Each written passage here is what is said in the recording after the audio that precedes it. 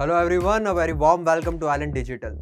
अगर मैं आपसे बोलूं कि आपको कुछ ऑब्जेक्ट्स का सेंटर ऑफ मास की लोकेशन मुझे निकाल कर देनी है, जैसे कि एक रिंग हो गया, जैसे कि एक सेमी सर्कुलर प्लेट हो गई या सेमी सर्कुलर रिंग हो गई, तो क्या आप यहां पर बिना इंटीग्रेशन के मुझे इनकी लोकेशन फाइंड आउट करके बता सकते हो क्या? Obvious answer will be no. But मैं आज आपको एक ऐसी ट्रिक बताने वाला हूं जिसके अंदर आप बिना इंटीग्रेशन लिए, बिना एलिमेंट सोचे भी इनका सेंटर ऑफ मास बहुत इजीली निकाल पाएंगे।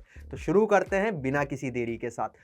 सबसे पहले जैसा कि मैंने आपको बताया कि मेरे पास एक सेमी सर्कुलर रिंग है, एम मास आर रेडियस है, इसका मुझे सेंटर ऑफ मास निकालना है। तो एक जनरल ख्याल बच्चे के मन में आएगा कि थीटा पे जाके डी थीटा का एक एलिमेंट ले जिसकी लेंथ आर डी थीटा होगी, और फिर इसके कोऑर्डिनेट फाइंड आउट करेगा तो r cos theta r sine theta आएंगे, और एक टिपिकल सा इंटीग्रेशन परफॉर्म करते हुए इसका y coordinate of centre of mass कुछ इस प्रकार से वो फाइंड आउट कर लेगा, और x coordinate of centre of mass by symmetry मुझे 0 बता देगा। कोई शक नहीं है, तो सब हम पढ़ चुके होंगे या हम पढ़ने वाले होंगे, यस और नो।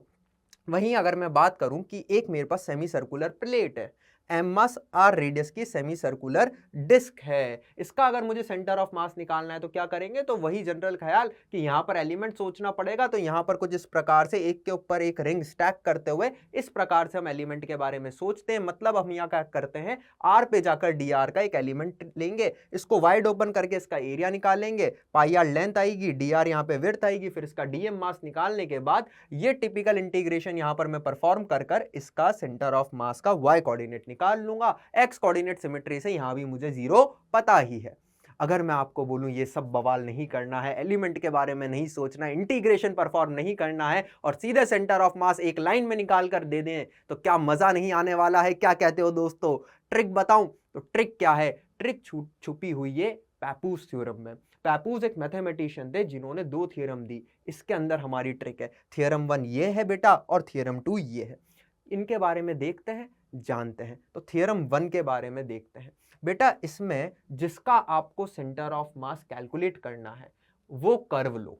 कर्व का सेंटर ऑफ मास यहां से कैलकुलेट कर सकते हो, और यूनिफॉर्म मास डिस्ट्रीब्यूशन होना चाहिए, क्योंकि यूनिफॉर्म मास डिस्ट्रीब्यूशन में जो सेंट्रॉइड है और जो सेंटर ऑफ मास है वो कोइंसाइड कर जाते हैं। ये थ्योरम सेंट्रॉइड के लिए, ना कि सेंटर ऑफ मास के लिए। बट यूनिफॉर्म मास डिस्ट्रीब्यूशन में सेंट्रॉइड और सेंटर ऑफ मास एक बन जाएंगे, मजा आ जाएगा। तो क्या कहती है, एक कर्व लो। मैंने यहाँ पे सेमी सर्कुलर रिंग ले ली आर रेडियस की, जिसका मुझे सेंटर ऑफ मास निकालना है। इस कर्व को एक एक्सटर्नल एक्सिस, जैसा कि आपको यहाँ पर दिख रही है, इसके अबाउट रिवॉल्व करो। जैसे ही मैं इस कर्व को इस एक्सिस के अबाउट रिवॉल्व करूंगा तो आपको यहाँ पर क्लियरली दिख रहा है एक हॉलो हेमिस्फीयर मेरे पास मिला है। तो थ्योरम कहती है रिवॉल्व करने पे जो एरिया जनरेट हुआ है वो एरिया आप यहाँ कैपिटल एस की जगह लिखो।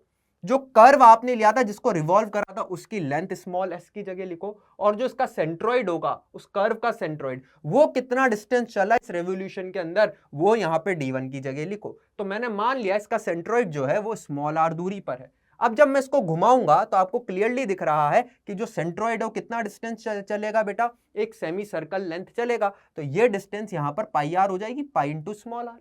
वैल्यू पुट करते हैं, बहुत ध्यान से देखना बेटा। कैपिटल एस क्या है? एरिया ऑफ दिस, ये जो यहां पर हॉलो हेमिस्फीयर बना इसका एरिया हर बच्चे को पता होता है, कितना होता है बेटा? 2 पाई आर स्क्वायर। यस और नो? एस क्या है? एस यहां पे हमारे कर्व की लेंथ है। रिंग थी कौन सी? Semi circular ring. उसकी लेंथ कितनी होगी? क्या उसकी लेंथ बच्चों पाई आर होगी? ध्यान से देख, पाई आर। यस और नो? और ये सेंट्रॉइड कितना चला है? सेंट्रॉइड आपको क्लियरली दिख रहा है, pi into small r length चला है। जो कट पिट रहे उन्हें काट, और स्मॉल आर की वैल्यू अगर तू देखेगा तो मेरे हिसाब से स्मॉल आर की वैल्यू यहां पर 2r बाय पाई के बराबर आ जाएगी। देख, एक लाइन में सेंट्रॉइड की लोकेशन पता चल गई, मतलब सेंटर ऑफ मास की लोकेशन पता चल गई। मजा आया नहीं आया? अब अपन थ्योरम 2 को देखते हैं। थ्योरम 2 के अकॉर्डिंग अब अपने को हल्का सा माइन्यूट सा चेंज करना है। बहुत सिमिलर थ्योरम है। जहां अपन ने कर्व लिया था वहां पर मैं लेमिना लूंगा। तो अब मुझे मान ले सेमी सर्कुलर डिस्क का सेंटर ऑफ मास निकालना है।